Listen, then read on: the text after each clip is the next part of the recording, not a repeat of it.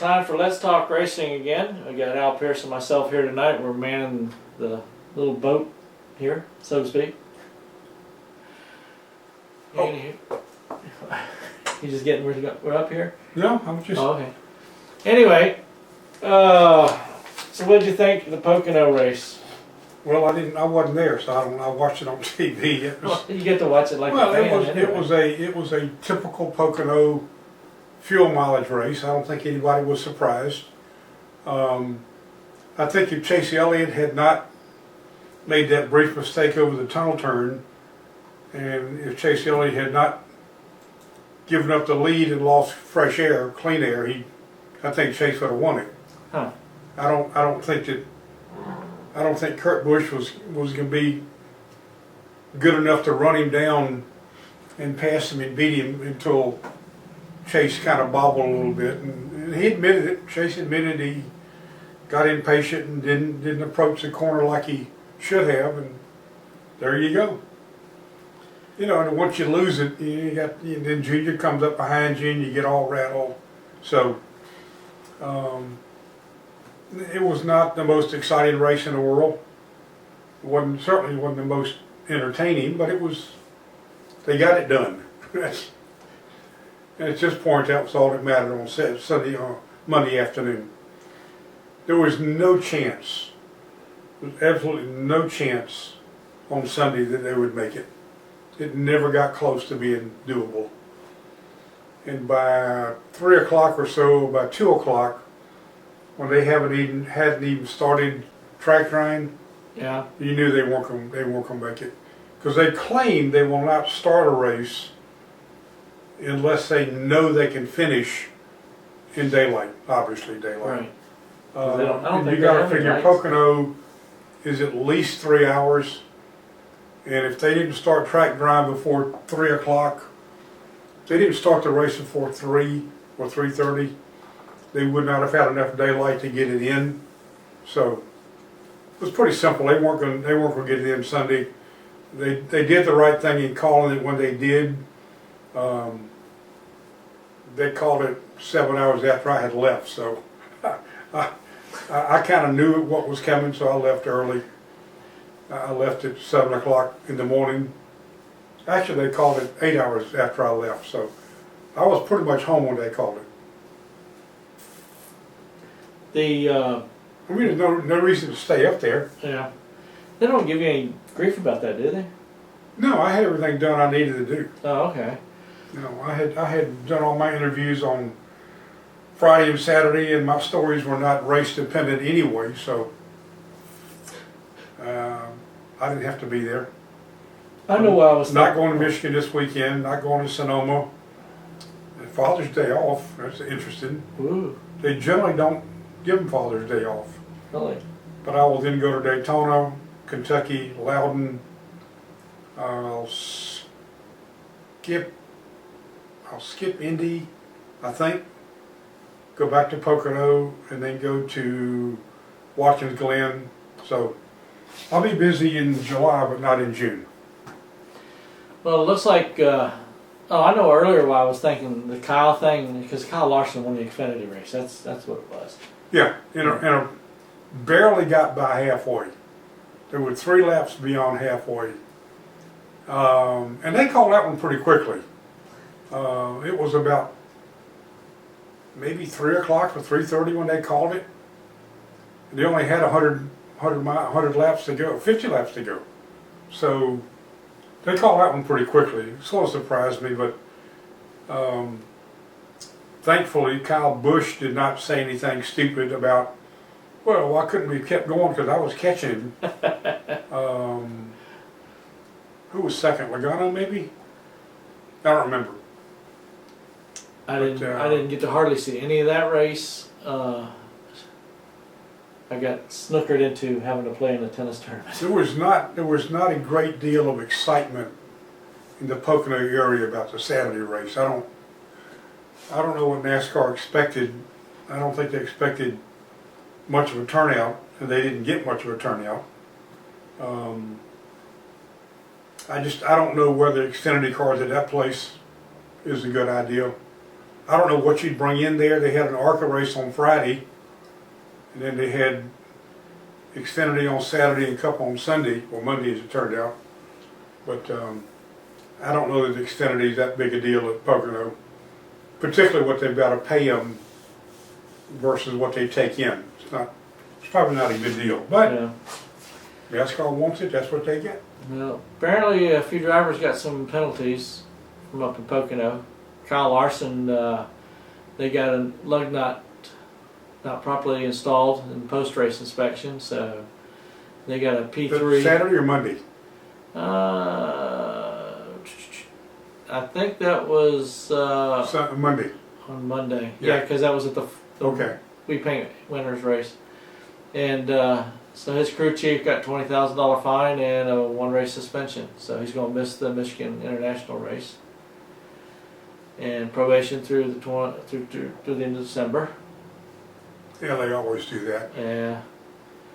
You got some written warnings. Tommy Baldwin Racing, number 17, Reagan Smith, and the 83 BK Racing, Matt DiBenedetto, for twice failing pre-race laser inspection. That's the 4th time for the 7 team and the 1st time for the 83 team. How far do they go before they start doing heavy duty stuff for the offenses? Like this is their 4th offense on Tommy Baldwin's team. How many times is that for him? 4th. This is 4th time. Ooh. Yeah. Chip Ganassi Racing, also Damon Murray, they failed the template inspection twice for pre-race. That was the first time they had anything wrong with them. Eric Amarillo and Richard Petty Motorsports 43 car, they failed laser inspection twice pre-qualifying. That was their first offense. And Danica Patrick, gotta get her name in there somehow, I reckon. For the Stuart Hodge Racing and the number 95 Circle Sport Being Family Racing with Ty Dillon, they both failed template inspection twice pre-qualifying. It was the first time for the 10 and the second time for the 95. So, what? I mean, they're getting that bad. The lasers are just... Yeah,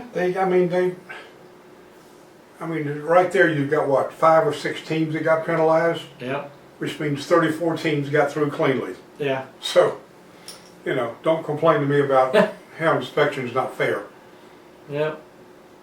And I certainly don't think NASCAR's picking on Tommy Baldwin. I don't think they're picking on Richard Petty because they're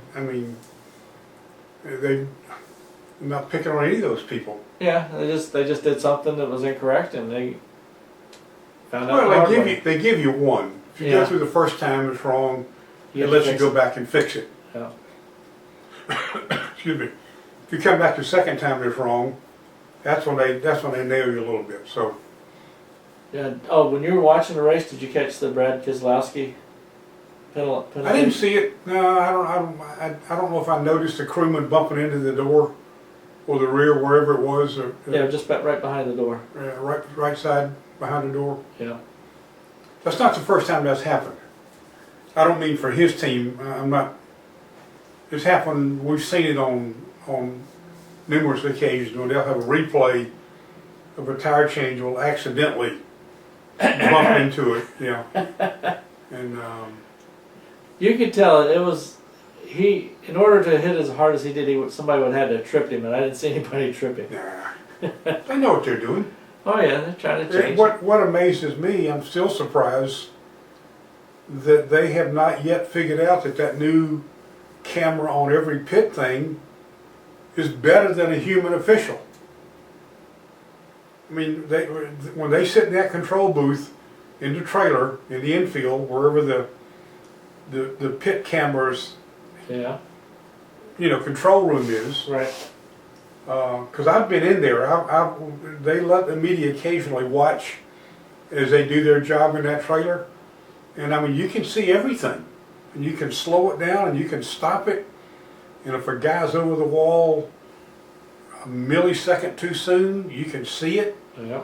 If he's over the line just a little bit, you can see it.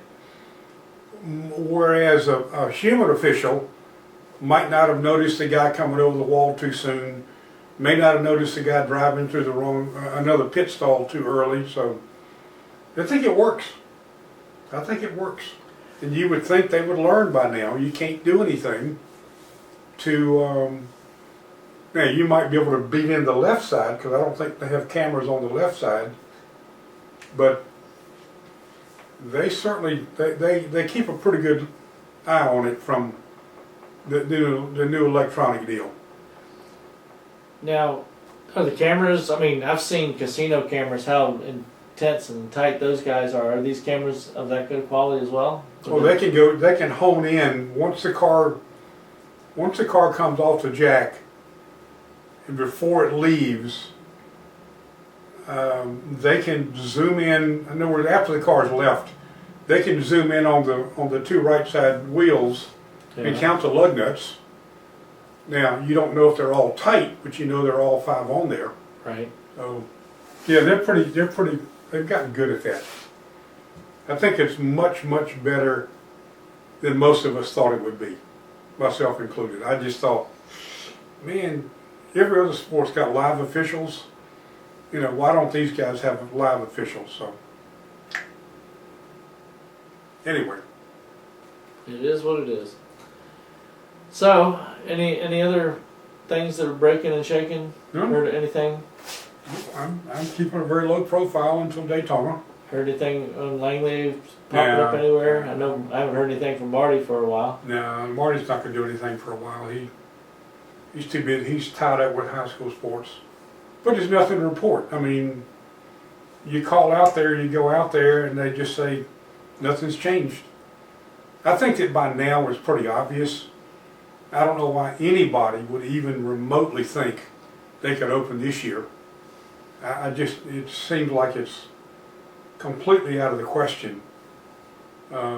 Chuck says that given 2 weeks notice, he can open and run. Yeah. He said the billboards may not be up, but he said if we had to, in 2 weeks, we could be up and running.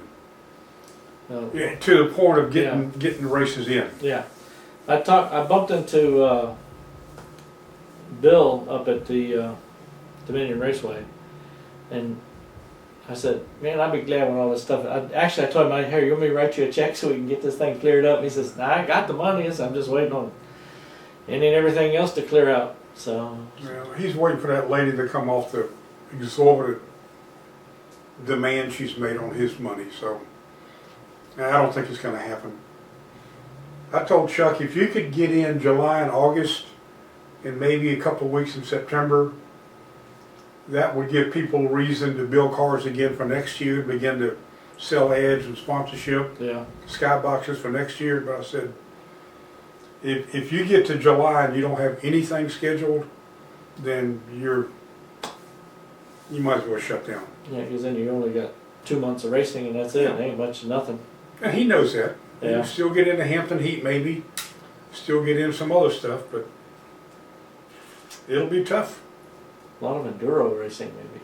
Do what? A lot of enduro racing maybe. Well, a lot of people used to love those. Yeah. Used to fill the All stands. right, who we got? We're just sitting here talking about nothing. I know. We'll go ahead and give Monty a call here. All right, I'm going to go call this other gentleman so that I won't disturb you and Monty, but I'll be right back. Okay.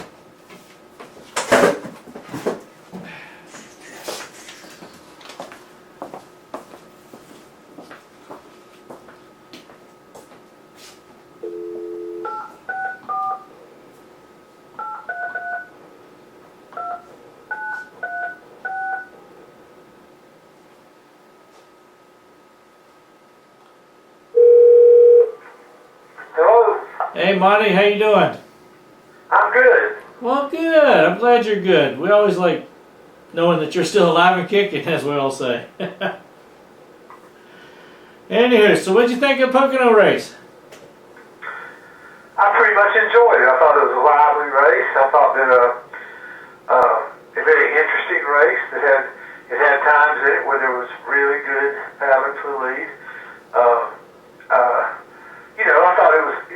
I thought that Pocono is often derided by people, but I've always given it extra credit because it's not just another track.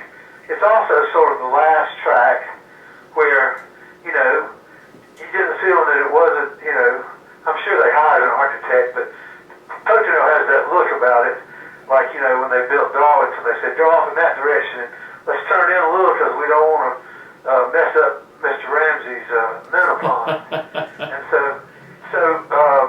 you know, today, I think that racetracks, they're built to be, you know, lovely stadiums, and they're built by architectural firms, and it seems like to me that they pay great attention to everything but the actual track. And so Pocono is an original, and I've always given extra credit for that.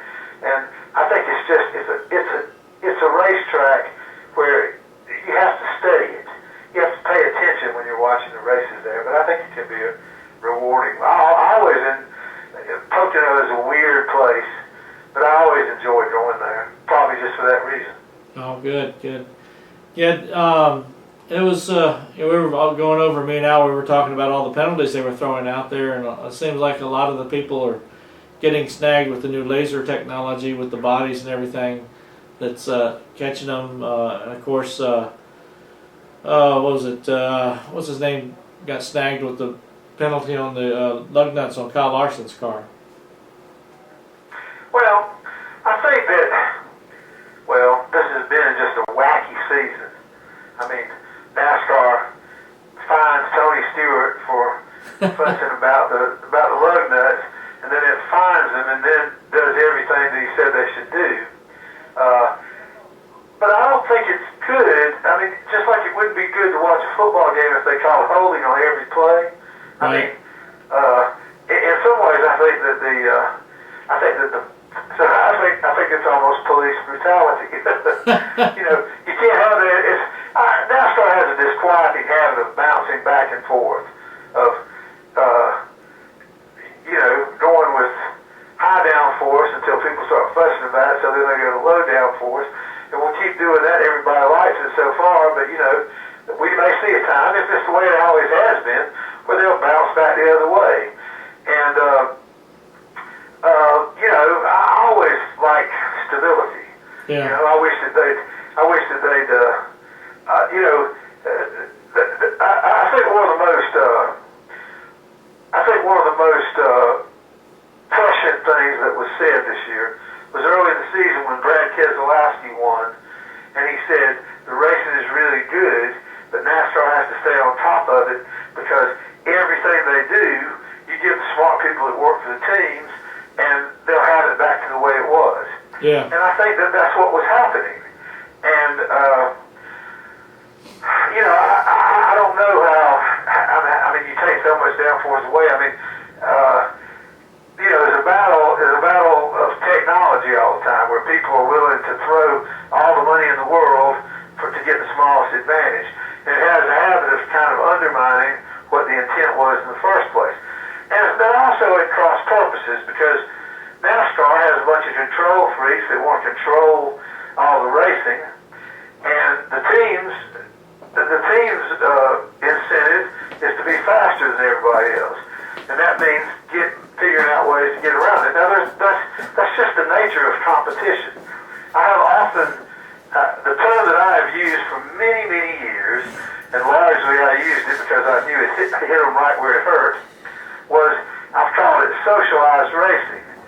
And it's just like real socialism. If everybody just knuckled under and went along and did exactly what people said, it would work. But that's not the nature of competitive endeavors. And so you know, I think that's sort of a constant battle that's going on. And you can say that NASCAR responds quickly to what they perceive what needs to be done, but you can't say that NASCAR is consistent because the only thing consistent about it is its inconsistency. And so, you know, I'm not in charge, and it always gets me that you know, you hear people fuss and say, you know, the very fans that say this and you do it this way and they're fussing about somebody else. Well, you know what? That's a consequence of a free society. People have a right to their opinions. One of the things that I find most distasteful in the world is the people who are always uh, who are always, saying, I want my say, but I don't want anybody else to say a word about it, And so, if you sit there and say, well, you can't be against the chase. Well, yes, you can, because it's a free country. And so, I think that's just part of living in a free country. The people have a right to their opinion, and you say, you do this, and this people fuss, and you do something else. It's the same way with everything else. It's the same way if you're a Redskin fan about the Eagles. It's the same way in politics. And we live in a very competitive society, and you can't expect people to not be competitive. It is a race, Yep. Hey, Monty, I'm back. How are you? Hey, how are you? I had to step out. I was the only one of my. I don't see my old friends very often, and Al has been always. He and I get together for lunch from time to time. It really means a lot to me. I'm having dinner tomorrow night with Sandy Norris, by the way. Well, good. Please give her my regards. And your regards and your book. So I'll do that. Yeah. Monty, we Yeah, we talked at lunch not long ago, and you pointed out something that a lot of folks miss.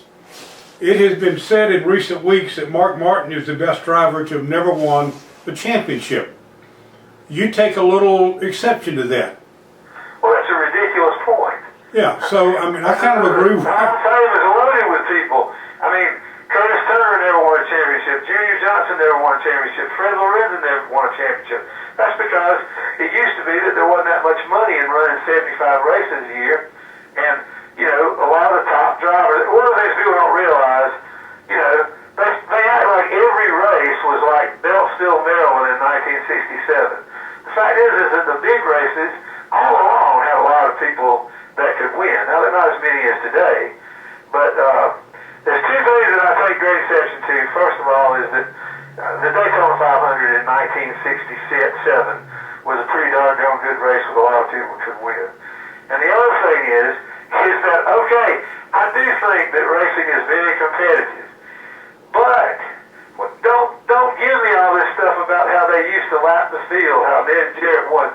Well, there's two reasons that's not the case. One is the fact that cars are more reliable and they don't break down as many components. And 500 or 400 miles is less of a test than it used to be. And the other reason is that if you put the rules that are in place today, back then, nobody would lap the field anyway. We live in an age today where, I know I've probably said it before, but one of my favorite quotes, and it's from a driver, and I was just kidding around with him, and I walked up to him and I said, a man's got to drive like hell to lose a lap in this day and age. This was about 10 years ago, by the way. And he turned around and he said, yeah, you finally lose it, they won't let you keep it. But you do agree, I think my memory is correct, you do agree that Mark is a worthy Hall of Fame inductee. Yes, I do. I think from time to time there's always somebody who is a driver's driver, who people who are coming along look up to. I think for a while you would find that among the people coming up in the lower divisions, there was an inordinate amount of admiration for Terry Labonte for many years. And I think that Mark Martin is a guy that a lot of people looked up to. And I think he was a good model for sort of a balance between a really competitive, hard-nosed competitor who was also a very clean race car driver. And I don't remember, my memory's going bad like everything else I've got. I don't remember exactly what your thoughts were on the two active owners going in. Childress and Childress and Hendrick. Well, I don't have anything against it. I don't have anything against anybody who's in this current class. I do think that, well, I know one thing that you know about me is that when everybody talks about the requirements for Hall of Fame, I say that the first thing you have to be to be in the Hall of Fame is famous. Yeah, right. And so I believe that the biggest heroes in the sport are the drivers and all that. But I think there's room for everybody. But it's absolutely ridiculous that Smokey Yunick is not even nominated, because that is quite obviously a long-time vendetta from the France family, because Bill France, both Senior and Junior and Smokey did not like each other and made no secret of it. But I don't think the Hall of Fame is that's supposed to be. I don't think that the people, just because they're the ruling family of the sport, I don't think they ought to have veto power, which informally they do. And people don't get in until the controversial people don't get in until the boss says it's okay. And I'm not really saying that anybody's dishonest. I'm just saying these people out that Brian France has a lot of influence, and I don't think Bruce Smith would have gotten in without the nod from Brian France. And so that's all fine, and I guess it's human, but it doesn't mean I have to like it. Now you and Tony Stewart are pretty good. Y'all are good buddies. You at least y'all are close. I also pain in the rear, but I think that he and I got along really well. You know what happens is, I think most of the people in this world, at least to me, most of the people I like are people that like me. and Tony and I always got along very well. And Tony's been a person who, from time to time, I could cut him down to size a little bit, and he knew I wasn't out to get him, so he took it pretty well.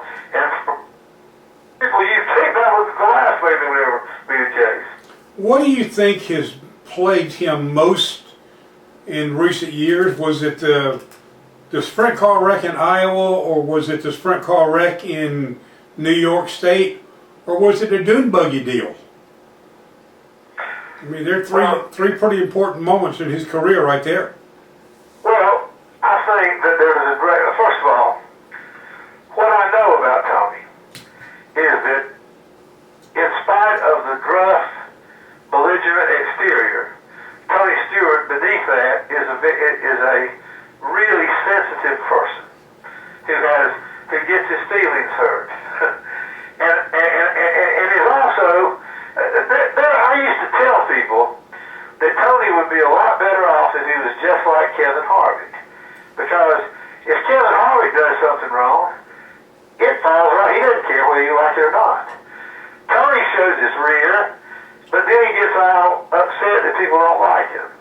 And I think Tony is a very good human being. And so number one, I think there's a lot of trauma. I think that he's haunted. I don't think that I don't think that what happened that night on the dirt track in New York. I don't think there was anything intentional, but I think it's something that he regrets happened. But the second thing is this is one of my most long-held beliefs, and it's one of those things that I've never been able to get other people to accept it. But if you are a driver who is getting up in age, 40 and above, historically the drivers who stay sharp and stay successful are the ones who are very active. And I think Tony was a really good driver in part because of all the seat time he had. Because, guys who were really good, well up into their 40s, Harry Gant, Bobby Allison, were people who would run a match race on Thursday night at a dirt track every week. Well, today they make enough money that they don't have to hustle like that. And I think that it affects them. So I think that as you get old, that the prevailing view is that a young driver needs to run the Xfinity on Saturday and Cup on Sunday. And I actually think that when you're young, they can show up for Daytona 500 and be all right. But I think the older you get, you have to stay sharp. And so I think that Tony did all that because he loved it. But I think the fact that he's not racing as much is making it difficult for him to regain the competitive edge that he had. Since he went to a 4-car team, and I don't know the exact numbers, but I think, Harvick and Busch have both won far more than he has. And Danica, you just throw her out the door. She's not a factor. You wonder whether Tony is just not comfortable in these cars still, or why are his two teammates doing so well and he's not? Well, that's the reason. I think Tony's getting older and he's not as active. Okay, yeah. But I mean, that's basically my opinion, and I'm not even at the races. I can't see it close, but that's what my suspicion is. But I also think that, I mean, this is a recent phenomenon. Tony did win the most spectacular chase I think there will probably ever be. Oh, absolutely. I can't. Yeah. And that wasn't too long ago. During the 20 years that I went to 80% of the races or more, some years all of them, that is the damnedest thing I ever saw. And, you asked me what the darndest thing I ever saw in one race was, and I actually just saw it on Wide World of Sports. But it was Pearson faking a blown engine and let Petty pass him, and then passed him again on the last lap of the 1974 Firecracker 400. Yeah. That's the damnedest thing I ever saw in one race. And the damnedest thing I ever saw in a chase was Stewart against Edwards. I'll tell you how angry Richard Petty was that day, and I don't know if, I don't think you were there. Richard actually came to the media center uninvited and stood at the back of the room and fumed while Pearson had his post-race press conference. And then Petty... Well, I know Pearson. Nothing in the world could have made Pearson happier. Oh, I know it. And then when Petty got invited up to speak, he simply said, "That was a dangerous move, and I never would have done it." Well, that's That's sort of the only time they ever crossed thorns. yeah. Yeah.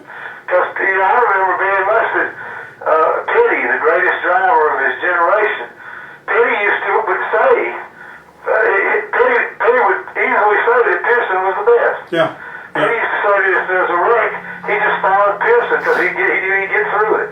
Yeah. Those two had some. Those two were something else. Pearson is. I don't know. I guess I always enjoyed Trevor and Stewart because, as I said, Tony could be a real pain. When he had his butt on his shoulders, as my mother would say.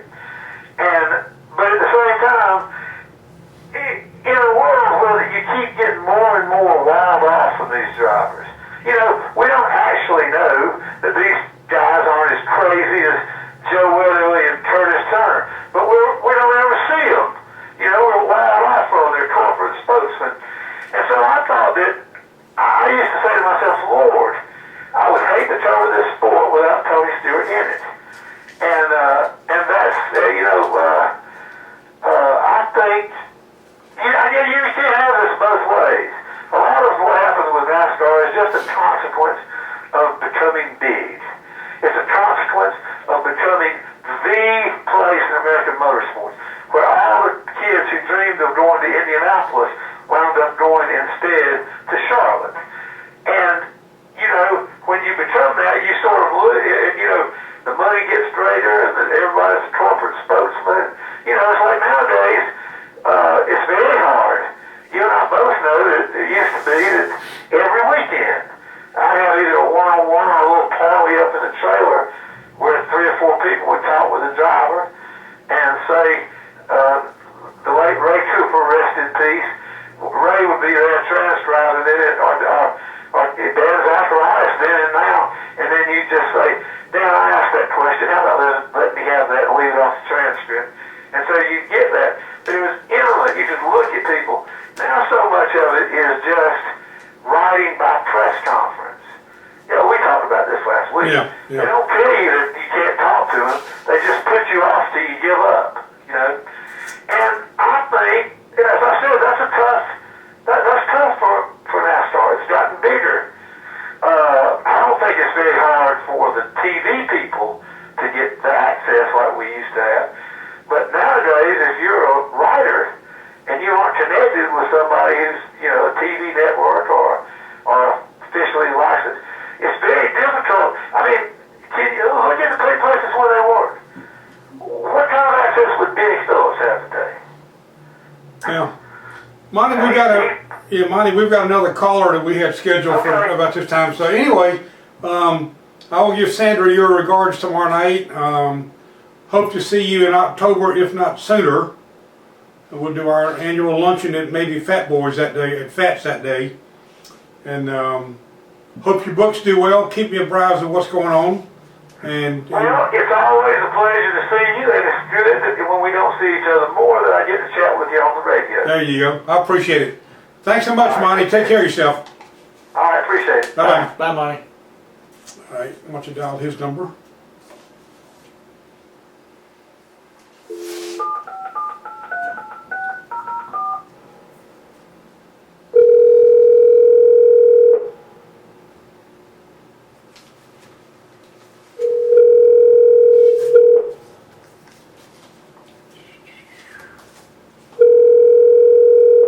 Hello. Mr. Cox, Al Pearce. Hi, Al. How are you doing? I'm fine, sir. How you getting along? You're on the air with Roger Brehm and myself. All right. Have me on. And let me briefly tell our viewers and listeners why we wanted you on tonight. Every now and then, it doesn't happen often enough, every now and then we wanted somebody on from the local community who knows about racing from an objective point of view. You're not tied to a team, you're not tied to a sanctioning body, you're not tied to a speedway. I'm sure you're a fan of certain drivers, which is fine, but you don't have a dog in the fight a whole lot. And a lot of times we get people who've got an agenda they want to advance, and I don't know that you've got one. So we wanted to get a real live fan on tonight for about 25 minutes or so to ask you as a fan, and not that you represent everybody, but to ask you as a fan your idea and your opinions about certain things and how you feel the public at large might feel about those subjects. Okay. For example, do you like the chase, or would you have preferred the champions be decided by the full 36 race season as they were for almost forever? Well, I'm not a fan of the chase, and it may not be the opinion that a lot of people would expect from an old guy like me, but it's really trying to force the sport into a format that doesn't exist in motorsports outside of drag racing. Okay, drag racing is a single elimination tournament every race, kind of like a tennis tournament or even the NCAA basketball tournament we just had. Stock car racing and almost all forms of racing are really never that way. There are multiple teams on the same venue at the same time, competing for the one win. So it's really kind of forcing the sport into something that's artificially produced. And my biggest problem was, I think it was the first year they did the chase, I don't recall, that they had four guys and Ryan Newman was one of the four guys. And I'm not picking on Ryan Newman because I kind of like him a little bit, but he could have won the championship without ever winning a race. Yep. And the rumor was that the reason they started the chase is because Matt Kenseth won a championship, who I've followed for a while now, at least he was driving Ford. Because he only won one race during the championship year, but we had our champion, and I forget his name, it was the second year they ever had it. And Kurt Busch. What they call the Premier Series was champion. Yeah, it was Kurt. Yeah, it was Kurt Busch. Yeah. So In fact, Jack Roush won a championship back to back one year under the old system. Right. And the thing about Kenseth, the year he won it, it was early in the year. It might have been the second or third race. It might have been either Rockingham or Atlanta, and then he went the rest of the year, 33 races, without winning. Right. And then the next year, Kurt Busch, who was his teammate at Roush Racing, won it at Homestead when his tire came off and stayed on the outside of the pit road wall to force a caution. But anyway, you're right. I remember that. Yeah. If that tire stays on the inside and Kurt Busch has to limp to pit road under green, he doesn't win the championship. Exactly. So anyway, it's an artificial construct, and if you want to do something along those lines, it's got to at least have, a guy's got to win some races, okay? I mean, because there's a possibility of people actually the possibility exists of it having a champion who didn't win anything, and so that's not what they were trying to do. It's just an artificial construct. I don't like it. I don't mind guys getting passes because of being injured and stuff like that. A lot of people got upset about Kyle Busch and all that kind of stuff. I really didn't bother me that much. I mean, I go back when guys didn't run all the races anyway.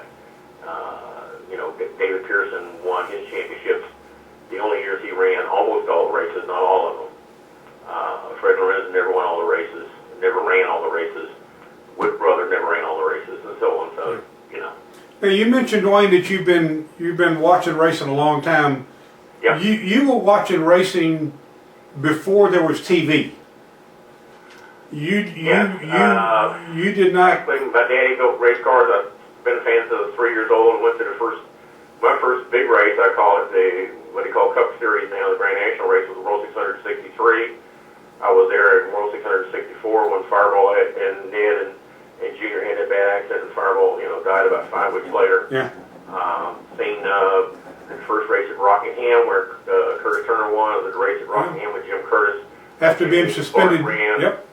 1969, I think it was, for both races at Daytona, and of course the Permatex races where Don McTavish was fatally killed. It was they showed that on TV that night on the local station. It was a horrible thing to watch. So, I've been there through 71, and now I'm going to get in Richmond 07 and 08 and 09. So there was for a long time. Yeah, there was a time, I'm sure you remember it, when we would occasionally see a little bit of something on Wide World of Sports on Saturday afternoon. Now, the biggest thing was Wide World of Sports, and they'd show 5 minutes of that, and they'd show 10 minutes of barrel jumping. yeah, I know. But my point is this. And the biggest thing, I think the biggest memory from that is, of course, the Southern 565 with Cale Yarborough jumped out of that guy's hood. I can't pull a blank on his name right now.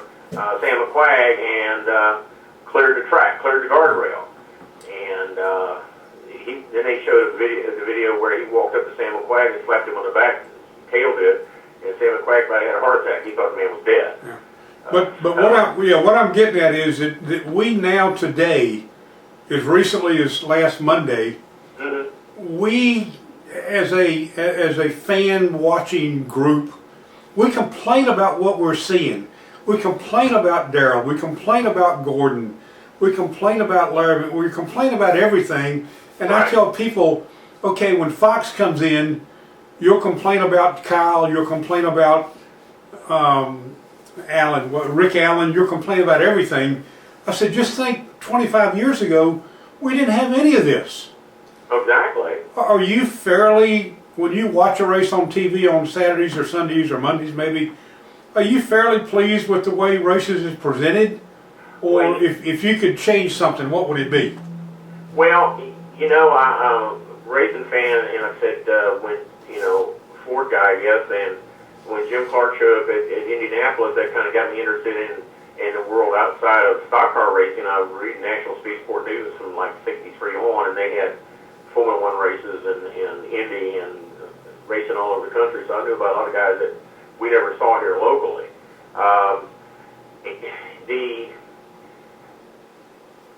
The race, the weekend, Memorial Day Sunday, I watched, the Grand Prix race, the Indy 500, and then watched the World 600.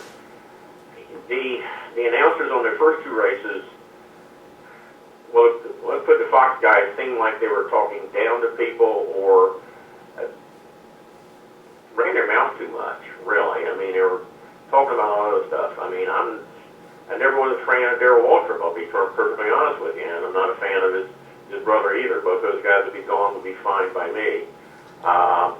The only thing that's happened good here lately is they can't find a reason to talk about Danica Patrick all the time. Now, I don't mind Danica Patrick driving. I feel like that she's going downhill this year compared to what I thought she'd do last year. But we've got, like you said, we're spoiled. I watched the very first Daytona race. They showed open flag to flag, and they had a Cale Yarborough wreck, and I wrote a letter to National Speed Sport News. They get your print in the newspaper. So yeah, it's compared to what we had, and having it live now, and having to wait 2 weeks and seeing 25 minutes of a 4-hour Southern 500 or something like that is basically spectacular. see the popularity of some of their announcers. Jeff Gordon doesn't really bother me. He's seemed to be doing a pretty good job of being not as biased as two Waltrips are. They just you know, they just drive me crazy. I mean, there's a lot of people that really get on them. Plus, I've been on the internet a lot, and the people that, oh my gosh, in heaven, you know, you couldn't put on radio or TV what they're saying. So yeah. Next topic for this. A lot better than it was. Yeah. You know, Jackie Stewart or I can't think of the other guy's name of the Grand Prix driver who's doing color for CBS and all this kind of stuff. They were frankly not qualified to do that at all. Yeah, you're right. Races at all. Yeah.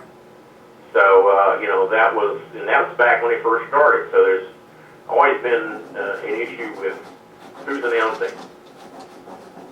You know, ESPN when they probably had the two best announcers, Larry Newber and who's passed away, and I'm pulling a blank on the gentleman's name, but he does the public address announcing in Indianapolis. So I heard his voice a little bit on the radio or TV the other weekend. They did an excellent job. Squire, he knew what he was doing. He knew what he was talking about. He did an excellent job. Ned Jarrett did an excellent job. Dale Jarrett did an excellent job. So we're glad to have what we got. I think so. All in all, I mean, you know, either that or we don't see it at all. I'm just, you know, it's you know, the fans are not showing up at the track, and I don't know what's the cure for that. You know. This is a topic that comes up every year, this time of year. A topic with which I'm somewhat familiar. What do you think, or what did you think 3 weeks ago of the most recent NASCAR Hall of Fame class? Do you like the idea that two owners who are still active, who are still making their resume, are in, or should we only be honoring those at the end of their career? Well, as far as or does it matter to you? Well, it does, and I actually wrote an article online in the old Bleacher Report. It's probably still, I think it's still up, because I did a number of articles a few years ago about Bleacher Report about Tiny Lund and Raymond Pearce and so on and so forth. Even I did order the letter about him, about Jeff Gordon was not to be sponsored by Walmart. But I've always said, even when they first announced what they were going to do, that they were doing it incorrectly. Okay, they had a model with the Baseball Hall of Fame, and is one, and there's some others out there, and they needed to have it so you have drivers, what I would call participants, in other words, owners and mechanics or something like that. You have significant people. I don't know what you call the different groups. I've never come up with a good name for each group, but significant people like reporters, like an Economaki or Squire or somebody like that. And so anybody that's still, you know, competing, even if they're an owner, I don't think they're eligible, frankly. Raymond Parks finally got in. He should have been in the first group. He was still alive. It would have been perfect. Okay? At least they had him there. I'm a Facebook friend with Red Vote's son, and he said it was very strange being at the Hall of Fame and seeing a statue of his dad standing there, because there was a statue of Raymond Parks and Red Vote and Red Byron, who was the first double champions in NASCAR. I actually did an article about that. But let me wait, hold on. Let me ask you this then. Sure thing. Go ahead. And I don't disagree with you that those names you mentioned should be in. Sure. Who would you have left out of the first class? You couldn't leave out either of the Francis. You couldn't leave out either of the 7-time champions. I thought Pearson might go in instead of Junior Johnson, but you can't really. I mean, what Johnson did, among other than driving and building, he brought RJR in. Right. So you can't. I mean, of a unique situation. Of those five, who do you leave out? Go ahead.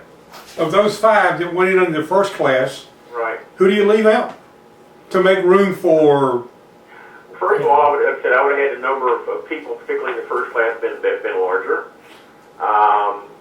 But having said that, if we go with the 5, the Francis wouldn't have been in there. They would have been in some other way besides the original 5 group. They would have been, in a different group. David Pearson, I think, before Junior Johnson. Now, Junior Johnson very much as significantly, as you said, because he's the one that directed R.J. Reynolds to NASCAR. NASCAR was in a bad way at the time. Ford and all the rest of the companies had pulled out. Small controls and stuff, they were spending money on that. They couldn't spend money on racing. And NASCAR was getting in the dumps and run 3-year-old cars. They could run 3-year-old cars, and a lot of people were, even the big teams. And so it was a significant situation. I don't disagree with that. But I don't see the Francis being there. I really don't. But I don't. That's a different ball game for them. It's just, it would have been more competitors and mechanics and team owners, to my way of thinking, if you're going to do this to 5. Well, I think I'm on the selection committee. Yes, sir. And I'm at the meetings, and I sit in there and I listen to people complain and go back and forth. I think I know why they originally settled on 5 to begin with. Okay, well, I'd love to hear it. I think I'm right. I believe if you go back and look at it, it was a televised induction ceremony. Right. And they figured that with 5 people, they could make it a 1-hour show. Okay. If they went beyond 5 people, they might have to go to 2 hours. And I don't know that I don't know which network even broadcasted at the time. It might have been Fox, whoever, I don't know. But I don't know whether any NASCAR, I don't know whether any network would want to show a 2-hour show inducting people into a stock car Hall of Fame, which probably only interested maybe a quarter of the country. Now I don't. Have a point. I don't know that that's the way it was, but I do know that the induction ceremony was absolutely Academy Award, Emmy Award, Tony Award planned for 1 hour. Right. Now, the others went much longer, the Academy Awards go longer because they got more awards, but with 5 people and 2 of them were dead, well 3 of them were dead, you can very quickly fill up an hour show and the network will probably work with you. I don't know that a network would work with you on a 2-hour show. Well, okay, well, like I said, that's a good point. Well, it may not be true, but it sounds good, Yeah, well, it's a good point, and I can understand that. Like I said, it just, I didn't. Even Academy Awards, they do a lot of the awards they don't even show on TV. Okay. Well, that's true. Yeah. You could have done some stuff with other people. Now their descendants, if they're passed away, or the people themselves are offended that they weren't on TV, but at least on the first year or two, everybody had been excited because it had been so long before it happened. Big Bill Francis has got a International Motorsports Hall of Fame down in Talladega. A lot of people don't know that. They've got outboard motor racers out there and drag racers and all kinds of racers in that Hall of Fame. So. By the way, I'm in that Hall of Fame. I know. You're in the Hall of Fame. You should be. But I think I read probably everything. Well, I'd say most everything you wrote from, I think it was 1969 for the Dover race, right? And through whenever. Yeah. And it was, I don't know if anybody else realized, they didn't realize at the time the quality of the coverage we had on a local basis. Yeah, I appreciate that. I didn't. After that happened, I'm going like, man, we had it so good, we didn't know any better at the time, And to boot, I'm a big Mike Smith Crabber fan, so there you go. Hey, I went to Hampton High. He was a teacher when I was there, so he was after I graduated, so I took down what I am. I've known Mike and Alvis Mann and Danny Mitchell forever. Knew Coach Eason a little bit, but not nearly as well as I know Mike and Danny and Alvis. But anyway, the last thing I want to ask you is this. Sure. Again, you've been watching this stuff forever. Yeah. And if somebody asks you, is racing better today with Stewart and Johnson and the Bush brothers and Earnhardt Jr. and Kenseth and Edwards and these guys, is it better with them or was it better with Petty and Pearson and Earnhardt and Yarborough and Baker and Rusty and Ricky and people like that. Right. Which era did you like better? Well, you know, it's hard to pick for the simple fact that when you're a young fella and first going to the races and you watch, you know, Fred Lorenzen win the first big race you ever went to, become a Fred Lorenzen fan. Of course, that era is a special to you back in the 60s. But if you look back on it and be honest about it, there was only a half a dozen drivers or so that legitimately had a chance to win it. I mean, you know, you had guys like Elmo Langley and J.D. McDuffie and stuff like that that were and Wendell Scott, the guys were there every race, and you kind of kept an eye on them, but you knew they weren't going to win. Now, I've always felt that Dale Earnhardt changed the racing in this town because he ran like a maniac every lap. And so his team had to figure out how to get a car that would last 400 or 500 miles with him running as hard as it would go, okay? You had guys like Cale Yarborough used to do that, and he blew the car up a lot. Curtis Turner tended to do that and blew the car up a lot, particularly in his last few years. Buddy Baker, the same way. He ran the car hard and easily broke. They figured out a way to get Earnhardt's car to last. I felt like, you know, him knocking people out of the way, originally didn't like that, but then I got to the point of saying, you know, he's more skilled than that. He doesn't have to do that. He can pass these guys if he wants to. And he's kind of got away from that as time went on. So, you know, we have a huge group of people possibly can win the race. I mean, we've got, you know, the Gibbs team has got, you know, 3 of their 4 guys are running good. Stewart's team's only got 2, you know, and Hendricks has kind of fell back a little bit, which frankly doesn't bother me. But you know, but we still got a lot of guys out there. You know, Penske's will come along. Roush has fell down, but you've got a lot more people that can win that race now than you had certainly when I started watching it. And so I think competition-wise, it's a lot better overall from front to back than it used to be. Some of the guys that are running cars that are mid-pack cars, the quality of the car they had then would probably be one of the top quality cars back in the 60s or 70s. I mean, it's just the way I look at it. Let me give you a statistic that makes Earnhardt fans simply seethe with anger. Oh boy, here we go. Okay. Earnhardt never won a championship after Gordon won his first. You look it up. Yeah. The last one Earnhardt won preceded Gordon's first, and once Gordon and Everham started dominating, Earnhardt and Childress and whoever I guess McReynolds or Shelmerdino, whomever, Right. they began to be good, but certainly not great. Right. And the other thing Earnhardt fans hate to hear is that in 1960, he won the championship and scored fewer points than the guy who finished second. Okay, and when was this again? 1990. Oh, 1990, okay. And you remember what happened in 1990?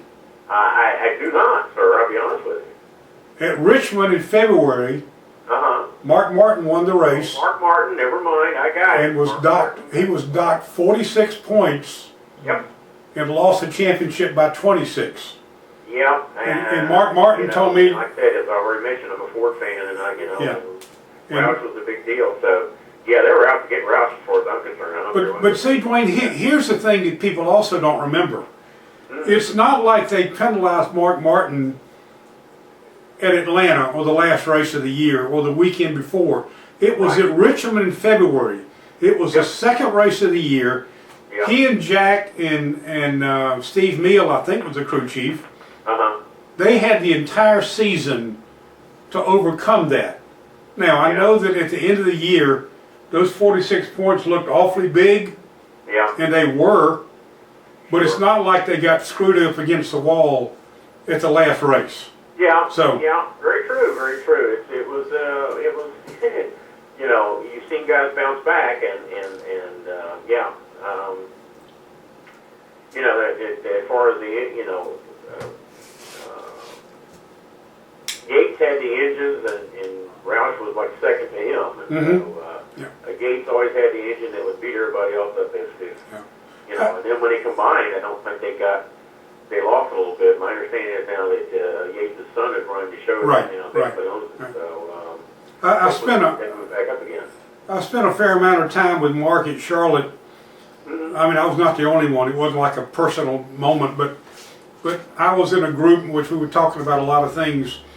And some other time, we can't do it tonight because we're out of time, but on some other night, we want you to call in, and I'm going to tell you the story in Mark Martin's own words of how he overcame a number of personal issues to go from what he considered himself an absolutely broken down, almost worthless human being, Wow. to how he became a Hall of Fame driver. Yeah. And these are his words, and I've got them on tape, and he doesn't mind because I've written about it. It'll be an Autoweek coming up soon. But Mark Martin's comeback from the depths of the bottle, if you know what I mean, Right. is a pretty spectacular story. Right. So a couple guys that people don't know also changed the way it was, and that was Alan Kowicki, because he had his team start working out and weights and stuff like that. Now Right. everybody does it, has a special crew, and Mark Martin started working out and become a fanatic in the gym, and now everybody does that. according to Mark, he became as fanatical about working out as he used to be about drinking. I believe it. My father was in AA, so I understand. You know, Yeah. people get obsessed with something. And Mark's father was. That's good. Mark's father was, and I don't want to. I'm not going to talk about his son. I don't know what Matthew's going through, but anyway. Yeah. Listen, I it was. I've been there myself. So trust me. Like I said, my dad was in AA, so It was. took a while for him to get his stuff together too. So It was great to have you on. You are as insightful and knowledgeable as I thought you would be. appreciate that. But Al, you had to bring in a crabber. You can't crush a crab, baby. You can't crush a crab. Fight with all your might. That's all I know. But anyway. Yeah. Well, that's, if you look up Crabber 1967, I got Twitter and all kinds of stuff, so you'll probably find me somewhere on the internet. So. Yeah, I was in Vietnam in '67. When I got back to Newport News in '68, I was finished out my tour at Eustis, and I got hired on at the Daily Press in July of '69. I went to Dover, and the first You didn't question, tell him that Dover race the first question I ever asked a professional race car driver, I remember. it happened to be Richard Petty. I remember. The question was, why did you climb out the window and not just open the door? So anyway, there we go. Well, you must be new, right? He said, you don't know, I said, boy, you don't know much, do you? I said, no, sir, but I expect to learn. So You did. I think so. Duane, thank you so much. I appreciate your time. I appreciate you calling me. Anytime I can be on, help you out, I'll be glad to do it. You're a great resource. We're gonna call on you. We're gonna call on you again. And we might even drag you down here and put you on the show. Hey, bring it down, yeah. That's a possibility. We could do that. Like I said, I work retail. I work till tonight 6, and I work 7 tonight. But you can let me know a little bit in advance. My boss is pretty flexible about redoing my schedule a little bit. I might be able to pull it off. Yeah, we're down on North King Street, not terribly far from anywhere. I know where you're at. I've been by that place a couple times. So Okay. I know where it is. So. Hey, we'll even take you to dinner with us. Hey. Speaking of which, we got to go. It's time to go eat dinner. Al's belly is ringing. Yes. Thank you so much. Take care. Bye-bye. Thank you, sir. Good night. Good night. Bye-bye. Well, he knows some stuff. Good deal. He knows some stuff. We're going to start getting a lot of these people that we got, like the statistician guy that we have on from Indy and Cup and all that other stuff.